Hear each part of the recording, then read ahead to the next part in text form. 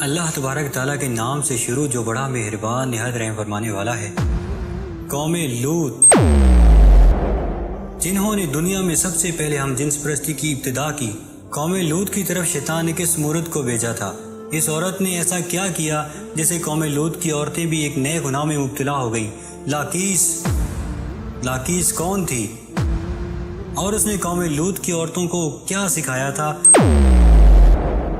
شیطان اللہ کا نافرمان اور بنی آدم کا سب سے بڑا دشمن ہے، جو مختلف طریقوں سے لوگوں کو دھوکے اور فریب میں مبتلا کرتا رہتا ہے اور انہیں ورگلاتا ہے۔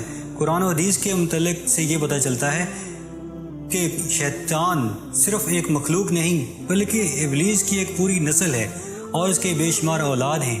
قرآن مجید میں شیطانی ذریت کا ذکر ملتا ہے جو شیطان کے چیلے اور اس کے کاموں میں اس کے مددگار اور معاون ہیں۔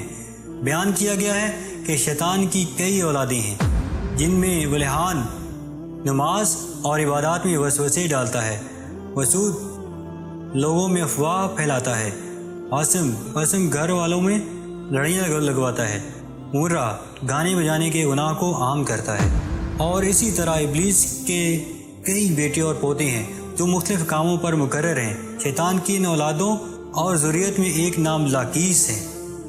لاکیس دراصل شیطان کی بیٹی ہے جسے ابلیس نے ایک خاص ڈیوٹی پر مقرر کرتے ہوئے قوم لوط کی طرف بھیجا تھا۔ قوم لوط دراصل تاریخ کی ایک طاقتور اور مالدار قوم تھی جو اردن کے علاقے میں آباد تھے، جہاں سرسبز و شاداب وادیاں تھیں جن میں سدوم اور عمورہ کے نام سے 2 علاقے آباد تھے۔ ابلیس نے اہل سدوم کو اس طرح گمراہ کیا کہ شیطان ایک دن انسان کی صورت میں سدوم کے لوگوں کے پاس آیا اور اس نے ان لوگوں کو آپس میں ہی مردوں میں شہوت کرنا سکھایا۔ ان لوگوں کو یہ برا عمل بہت پسند آیا، لہذا یہ لوگ آہستہ آہستہ اس عمل کے عادی بن گئے اور وہ روزانہ بد فعلی کرنے لگے، یہاں تک کہ اگر کوئی مسافر سدوم کے علاقہ سے گزرتا تو یہ لوگ ان مسافر مردوں کو بھی پکڑ لیتے اور انہیں اپنا شکار بنا لیتے۔ وقت گزرنے کے ساتھ ساتھ یہ لوگ اس گمراہی کے گڈھے میں گرتے چلے گئے اور اپنی تباہی کا سامان اکٹھا کرنے لگے، اور یہ لوگ عورتوں کے بجائے مردوں اور لڑکوں سے زنا کرنے لگے اور عورتوں کی طرف انہیں کوئی رغبت نہ رہا، اور کھلے عام اس عمل کو شہر کے چوک چراہوں پر کیا جاتا تھا۔ ان کی ہر محفل میں مردوں کا رقص اور ان کے ساتھ عیاشی و زنا کرنا ان کا دستور بن چکا تھا۔ اللہ نے ان کی طرف اپنے بندے اور نبی حضرت لوط علیہ السلام کو بھیجا، جنہوں نے اہل سدوم کو اس گندے عمل سے توبہ کرنے کو کہا اور فرمایا، کیا تم لوگ وہ بے حیائی کرتے ہو جو تم سے پہلے اس زمین پر کسی نے نہیں کی؟ تم مردوں کے پاس جا کر اپنی خواہش پوری کرتے ہو اور اپنی عورتوں کو چھوڑ دیتے ہو۔ تم لوگ حد سے گزر چکے ہو۔ قوم لوط پر ان واعظ و نصیحت کا کوئی اثر نہ ہوگا، بلکہ وہ الٹا لوط علیہ السلام کے خلاف ہو گئے اور انہیں مجبور کرنے لگے کہ تم اتنے ہی نیک اور پاک ہو تو اس بستی سے نکل جاؤ۔ اہل سدوم کا مردوں سے زنا کرنا اور بدفعلی صرف ایک گناہ ہی نہیں تھا، بلکہ اس عمل سے وہ خدا کے بنائے ہوئے خاندانی نظام کو تباہ و برباد کر رہے تھے اور ایسے سنگین جرم کی ابتدا کر چکے تھے جس سے افزائش نسل کا پورا قدرتی نظام تباہ و برباد ہو رہا تھا۔ بہرحال جب قوم لوط کے مردوں نے اپنی عورتوں سے قربت کرنا اور ان سے اپنی خواہش پورا کرنا چھوڑ دیا تو ابلیس کے لیے یہ ایک سنہری موقع تھا کہ وہ اس قوم میں ایک اور نئے گناہ کی ابتدا کرے۔ لہذا ابلیس نے اپنی بیٹی جس کا نام لاکیس تھا اسے اہل سدوم کی طرف بھیجا۔ لاکیس جنات اور شیاطین میں سب سے زیادہ حسین و جمیل اور خوبصورت تھی۔ ابلیس نے اسے حکم دیا کہ وہ ایک خوبصورت عورت کی شکل اختیار کرے اور قوم لوط کی ان عورتوں کی طرف جائے اور انہیں ہم جنس پرستی کا طریقہ سکھائے جنہیں ان کے مردوں نے چھوڑ دیا ہے۔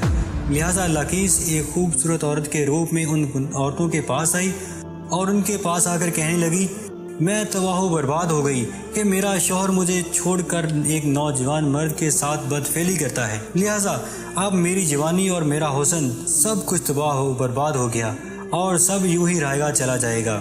یہ سن کر قوم لوط کی دیگر عورتیں بھی واویلا کرنے لگیں اور اپنے شوہروں کو برا بھلا کہنے لگیں۔ پھر لاکیس نے ان عورتوں سے کہا، ہم بھی ان مردوں سے بے نیاز ہو جائیں گے اور ان کی طرف رغبت نہ کریں گے جس طرح سے وہ ہم سے بے نیاز ہو چکے ہیں۔ ہم سب کو ان مردوں کی کوئی ضرورت نہیں، ہم اپنی خواہشات کو آپس میں ہی پورا کر سکتے ہیں۔ اس پر ان عورتوں نے لاقیس سے پوچھا کہ وہ کیسے؟ لہٰذا لاقیس قوم لوط کی ایک رئیس اور خوبصورت عورت کے پاس آئی اور اس کے ساتھ بدفعلی کی اور عورتوں سے ہم جنس پرستی کا شیطانی طریقہ سکھایا۔ اس رئیس عورت کو یہ عمل بہت پسند آیا، لہٰذا وہ عورت سدوم اور عمورہ کے دوسری عورتوں کے پاس گئی اور ان سب کو بھی اس طرح کرنے کو کہا، اور عورتوں کے درمیان ہم جنس پرستی کے اس عمل کا آغاز ہوا۔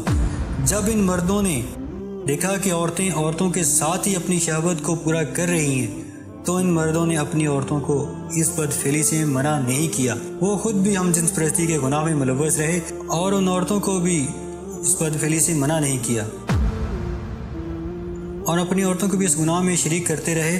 آخر کار جب قوم لوط کی سرکشی اور گناہ حد سے تجاوز کر گئے تو اللہ نے ان پر پتھروں اور آگ کے انگاروں کا عذاب بھیجا، جس سے ان سب کے جسموں کے پرخچے اڑ گئے۔ سدوم اور عمورہ کی 5 بستیاں بالکل تباہ و برباد ہو گئی۔ سدوم اور عمورہ نے ان علاقوں میں ہونے والے اس ہم جنس پرستی کے گناہ کا ذکر نہ صرف اسلام بلکہ توریت اور انجیل میں بھی ملتا ہے، جس میں ان علاقوں یعنی سدوم اور عمورہ کو سن سٹی کہا گیا ہے۔ اس کے علاوہ صحیفوں اور قدیم یونان کی تاریخ ریکارڈز میں بھی سدوم کے گناہ گار شہر کا ذکر ملتا ہے، جس کے مطابق سدوم اور عمورہ کا تاریخ انسانیت کی وہ پہلے علاقے تھے جہاں سے ہم جنس پرستی یعنی ہومو سیکسولیٹی کا آغاز ہوا تھا، اور ابلیس کی بیٹی اس گھناؤنے گناہ میں مزید اضافہ کرتے ہوئے وہاں کی عورتوں کو بھی ہم جنس پرست بنا دیا، جسے جدید دور میں لیسبین کمیونٹی کا نام دیا جاتا ہے۔ سدوم اور عمورہ کے بعد ہم جنس پرستی کی یہ بیماری قدیم مصر، چین، افریقہ اور یورپ میں بھی پھیلتا چلا گیا۔ دور جدید میں یورپ اور امریکہ نے ہم جنس پرستی کے سب سے زیادہ حمایت کی، جو ترقی یافتہ معاشروں میں بھی بحث کا موضوع بنا اور اس جرم کو حقوق انسانیت میں شمار کرنے کے مطالبے کیے گئے۔ دراصل اللہ تعالیٰ نے ہر جاندار کے نر و مادہ جوڑے پیدا فرمائے ہیں۔ یہ نر و مادہ جوڑے نسل کی بقا کے لیے ہیں اور ان کا آپس میں جنسی ملاپ قدرت کے قانون کے عین مطابق ہے۔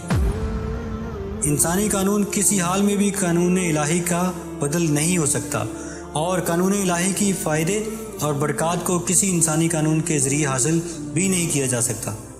آج اس جرم کے حامی ہومو سیکسولیٹی اور لیسبین کمیونٹی کو سماج میں درجہ دینے پر ہم خوشی منا رہے ہیں اور داد تحسین حاصل کر رہے ہیں، لیکن قرآن و حدیث ہمیں یہ سبق دیتی ہے کہ لوط علیہ السلام کی قوم بھی اسی طرح خوشی منا رہی تھی اور وہ بے حیائی کا مظاہرہ کر رہی تھی، لیکن جب اللہ